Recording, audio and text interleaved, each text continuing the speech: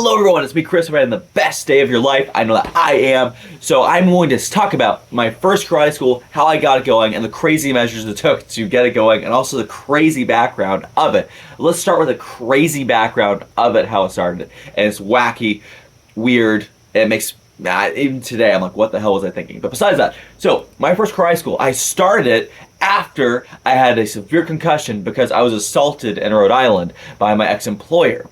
So my employer in Rhode Island owned a karate school, and basically the guy who was very upset when I told him I was going to move back to Virginia to start my own, and because I doubled his business. I enrolled more students than he had enrolled in the last like 5 years put together in like 6 months. And so he was quite upset. And so when I came to him, I was like, hey, I'm going to move, and I, wish you well, blah, blah, you've been great, but I want to go back close to my family, which crazy, by the way. But besides that, his response was, yeah, it's great. I'm happy for everything else. See ya. I went, well, hey, are you going to give me my last paycheck, which was like $3,000 before I leave? And so back in 2013, 2014, that was a bunch of money. And so to me, at least, it was a bunch of money as a teenager. And so he went, yeah, it's great, all. Fuck you, I'm not paying you, pardon the language. And what? And so from there, when he told me that, my response was like, what are you talking about? Like you need to pay me money. He's like, yeah, you fucking asshole, I'm not gonna pay you. I'm like, dude, what the hell? Like, pay me my money. And so I was like, what in the world? And so I was outside the karate school, I was on the phone, I was calling my instructor, the consultant. I was like, hey, he's your best friend. Can you talk sense to this guy? Like, tell him just to pay me, come on. And then the guy, he walks out of the karate school, he says, hey man, you little crying bitch, you're gonna cry your instructor, little fucking asshole, you little bitch, you're gonna give me my fucking key back and get your ass out of this town. And I went, what? I'm like, no, I am not giving your key back until you give me my money. So you're gonna give me that key back? I'm like, no, I will not give this key back until you pay me what you owe me. And his response to it was, he immediately came at me, and he went like that at first. And I was like, step back a moment, and then he swung at me. And so, crazy thing, if you've ever been assaulted and you've been trained, the greatest thing about it, if you have training, like once the adrenaline kicks in, everything looks like it's going slow motion. It's really wacky. If you're in the military and you saw combat, you can relate. It's really wacky. And so basically, for context, the guy who was assaulting me, he was a relative. One of his relatives was a police chief in town, and this was Rhode Island, where I've never been before. Terrified teenager, so I was like, "Oh my god, this is a screwed up situation. That could get way worse." And so basically, he punched me. I blocked it, and then he grabbed me and he like slammed me up against one, in the pillars outside of a shopping center, like a brick, and he like slammed me up against it, like pushed me, like so again, like I was trying to mitigate damages. I was trying to not hurt this guy badly back over something stupid like an employment dispute, because again, this guy, his brother-in-law was a police chief, and so. Basically, so my head, one thing though, my head did rock and hit against it, and so I was able to like push him away and get him back without doing anything crazy. But basically, I ended up getting my head rocked, and so what happened was, when that happened, there was a hair salon next to the karate school, and so the ladies in the hair salon saw what happened, and so they ran out and they're like, get away from him. I had like 10, 20 women like crowd around me, and there was this one woman who I remember specifically because she had the most immaculate button plants of all time. Like, she had these. She drove this Range Rover, had these button plants. She was insane, but very sweet lady. But besides that, and so with that being said, she like a couple ladies, like, they got me to my car, and so at this point, because again, when I actually hit the ground, and it kicked me in the head a few times as well. My head had rocked, and again, like I was 18, I was like, what the fuck, this is terrible. But besides that, and so. My clothes were ripped, and my thought at the time was like, oh god damn it, he ripped my favorite sweater. You're like, fuck you, you ripped my favorite sweater. And so there's blood on my face, there's blood on my clothes, my head's rocked, and so my stuff was already packed up, I was ready to leave, and so I called my dad, and I was like, dude, what the hell do I do? And his best friend is a police chief. He's like, dude, you get the hell out of there, you get out of Dodge immediately. And so I got out, this is like 5 o'clock in the afternoon. I got out and was driving back to Virginia to get back to my family, right? And so, coincidentally, being that my instructor recommended I buy this Honda Civic that was a lemon that had been flooded. Don't buy a flooded car. That's so stupid. And I was just too naive and dumb, like 17, to know the difference between a good car and a flooded car, but whatever. And so I started driving down, and the battery light turns on. So here I am. I'm probably in shock a little bit. Got blood everywhere, all that shit. My head's rocked. I haven't even looked at my chest yet. Yeah, when I pulled up my shirt, my whole back was purple because of my broken ribs. What the hell? And so I was driving back from Rhode Island back to Virginia. And so my battery light turns on my car and turns on my alternator is going out. And so somehow I'm able to get to a mechanic shop in Connecticut. I forget where in Connecticut. And so at a Costco. And so basically the guys, it was before Memorial Day weekend, I believe it was. And so the guys, they were like, or it was Labor Day, probably it was Labor Day weekend. And the guys were just ready to get out of the shop. So basically what they did was they just hooked my car up to my battery, gave it a jump, and revved the engine up and kept it running so the battery light would go off. And so I started driving again. I kept driving and stayed at a hotel for the night. And then the next morning, when I was in New Haven, Connecticut, the battery light turned on and like this car started going. And you know like the noise a car makes when the alternator is going? It's like it's gone. And so somehow I managed to get to it's a AutoZone on a Sunday morning. And so all the mechanic shops are open because it's a Sunday morning and the next day is Labor Day. And so they were closed on Labor Day. And so what I did was all the mechanics were doing their side jobs or doing their personal projects or personal cars in the morning. So I stood outside the AutoZone because I didn't have the parts to fix it. And I was like, hey, like somebody, I'll give you like $300 just fix my car. $300 cash. And like someone, I'll give you $300 fix my car. And finally, this one guy, he spoke no English, Mexican guy, who was like, I'll do it. I'll do it. And so the mechanics, they've been in and out all morning, and they're like, Chris, we found a guy yet. I'm just so busy. I wish I could do it, but I haven't found a guy yet. And so this guy did an amazing job of fixing it. Awesome guy. I forget his name, but he's super cool. We went and had like bottom lunch and everything. Hung out. They're in New Haven. And wacky story, right? So and my other option was my best friend, who's the best guy of all time, was like, "Hey, listen, like if it doesn't work, if nothing works out, like I'll drive 7 hours and fix your car." Like best friend of all time. Besides that, and so then from there, out to my car, I drove back to Virginia, and so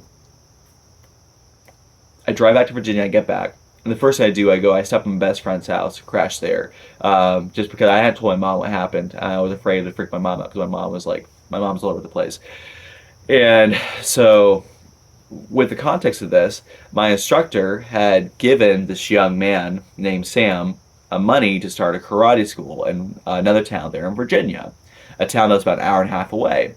And so Sam, just good guy, just the business wasn't for him, like just sales, marketing, just not for him. And it's just not for everybody, and that's fine. And so for me, I just got assaulted, I just got my ass kicked, my ego was hurt, which again, lesson learned by me. I was being a little egotistic idiot.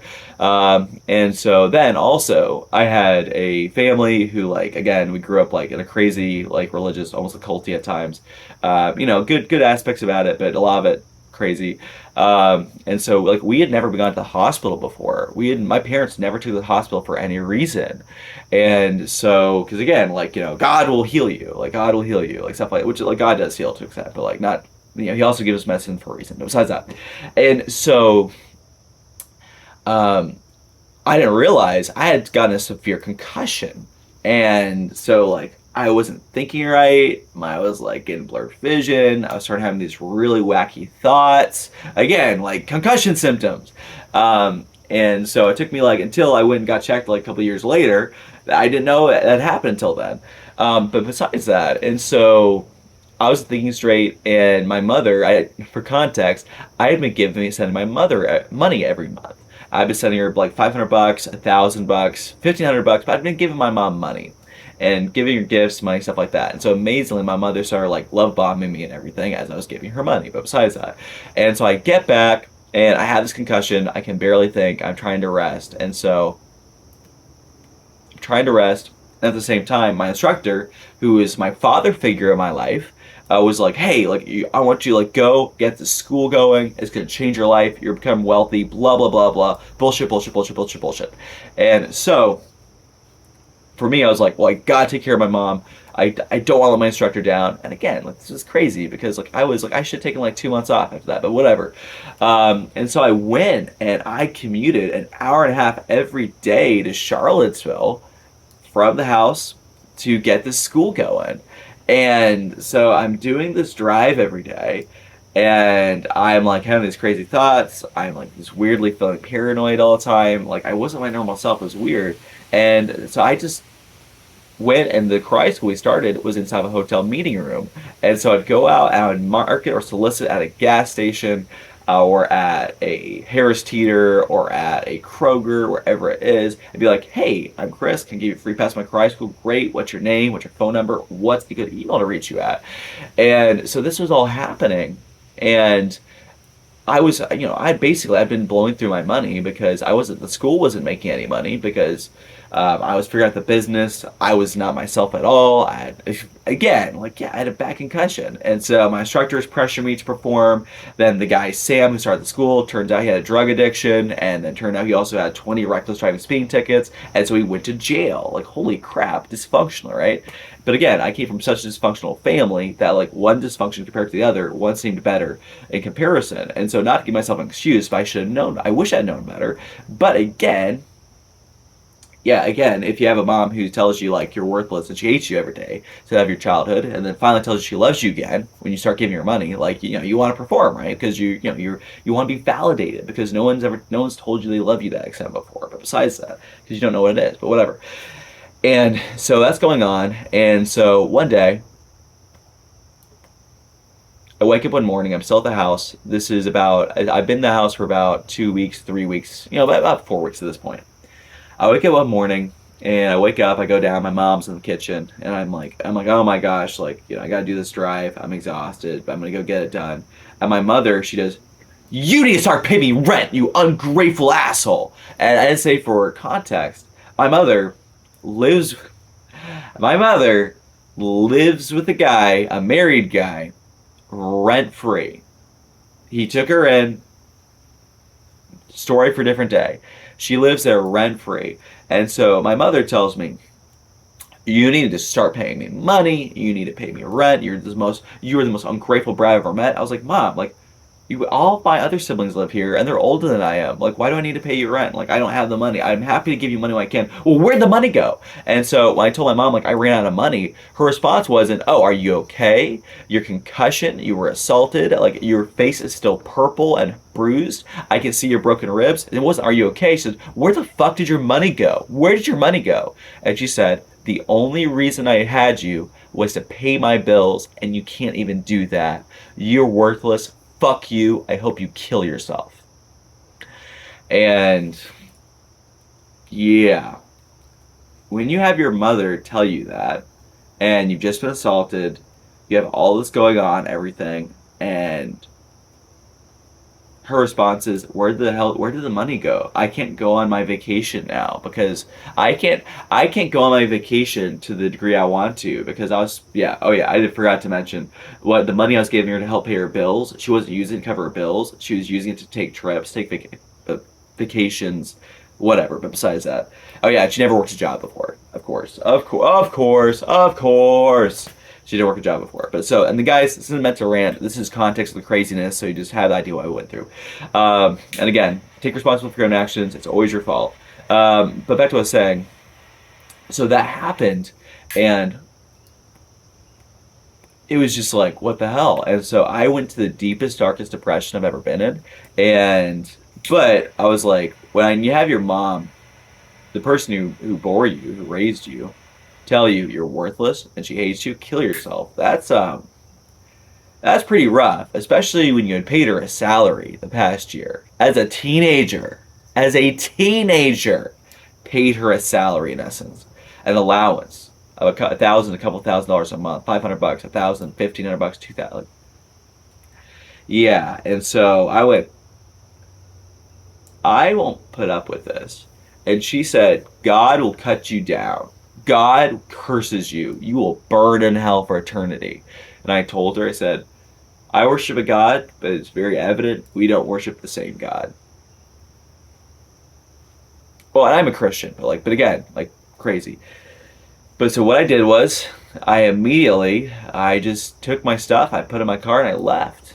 And I slept in my car. I got the karate school off the ground. I'd go shower at the gym and get to school. I lived in my car for 2 months, 3 months. Now keep in mind, every so often I would couch surf with a friend. I had friends that would let me stay with them. And I was so ashamed of what happened because, again, everyone thought my family was this picturesque, perfect family, right? Which, again, narcissistic abuse, but whatever. That I was ashamed. I didn't tell my friends about it. And so they knew, they're okay, Chris is just, really want to crash with us for some reason. He just wants to hang out. That's what they thought. Um, little did they know. And so, slept in my car and crashed at friends' houses. And then the hotel I taught out of, they finally gave me a deal that they would let me stay in a room for like $30 a night. And the deal was I got no housekeeping, I wouldn't get breakfast, but $30 a night, I didn't make my own bed, stuff like that. I could stay there. And honestly, after all the hardship, when that happened, it was one of the most beautiful scenes of my life because it was just like focusing on the business. It was fun. I was meeting all these beautiful people, growing the school. It was an amazing time. But with all that being said, drastic, but that's what it took. I just didn't quit, and just out of pure tenacity, I did not quit, and I just grew the school. I got it going, and keep in mind, at this time, I, my mom had taken my money, my employer hadn't paid me, medical bills, everything else. I'd blown through all my wad, and so I had like $800 in my name, and so I grew a school with a personal loan of $200, or $2,000 and $800 in my name. I grew the school and I was able to save like $20,000 in cash in a 6 month period. And I used that 20 grand to get a storefront location and move the karate school into a storefront location. And that karate school, and I'll tell you more stories later, that karate school became one of the most successful karate schools in the country, top 1%. And to this day, the person I trained, my black belt who runs it, still maintains a super high numbers consistently as well to this day. And so I say this, I'll say, like, I went through all that craziness, all that drama, all that crap as I was getting a business going. And in spite of myself, in spite of the crazy, I still did it. I did not graduate high school. I did not even take the GED. I just dropped out because my mother didn't teach me anything. I was entirely self-taught. And by the age of 21, I was in the top 1% income bracket for my age group, and top 1% income bracket for people in their 20s. I'm not gonna lie, I'm gonna pat myself on the back a little bit for that one, not to be a conceited jerk, but guys, you can do it. And I know people are so much more successful than I am at a younger age too. Like, guys, you can do it. I'm telling you. Don't do what I did. Holy moly, do not do what I did. That was like, I am still processing it, guys. Why do you think I smoke cigars and think all the time? I am still processing this. But crazy. But anyway, this is not for sympathy. This is for inspiration, for motivation, but also to hold myself accountable.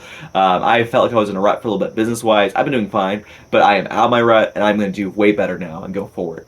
Guys, I love you all. Thank you for watching. You're the best. Leave a comment below. If you watched this crazy long video, thank you. Thank you. Thank you for being here. I love YouTube. I love connecting with you. Leave your thoughts below. I'm not looking for sympathy, but just leave your thoughts below. Leave some stories of war stories, what you did to get your business going, or your career, whatever it is, or just talk about the career that you want to get going. But anyway, guys, let's rock it. And life is here to be lived, and live it fully, brother. Live it fully, brother. Anyway, I love you all. I am Chris. You're the best of the best. I will see you later. Have the best of your life, right? Bye-bye.